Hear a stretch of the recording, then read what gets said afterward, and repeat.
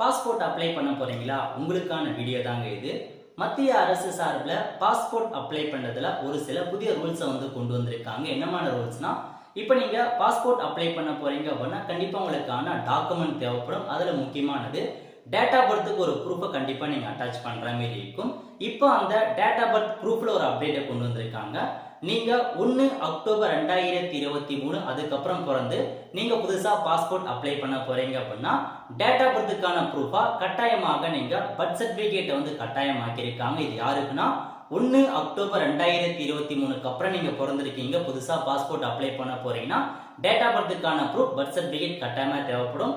ஒருவேளை நீங்க 1 அக்டோபர் 2023க்கு முன்னாடி தான் பிறந்திருக்கீங்கன்னா நீங்க என்ன மாதிரி டாக்குமெண்ட் சப்மிட் பண்ணலாம்?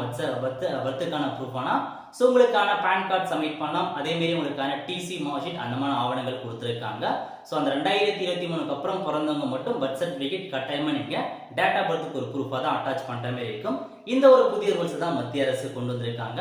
இந்த மாதிரி தகவல் நீங்க தெரிஞ்சுக்க மறக்காம நம்ம சேனலை ஃபாலோ பண்ணி வச்சுக்கோங்க. நிறைய பேருக்கு தெரியப்படுத்துங்க. அடுத்த ஒரு நல்ல சந்திப்போம். நன்றி, வணக்கம்.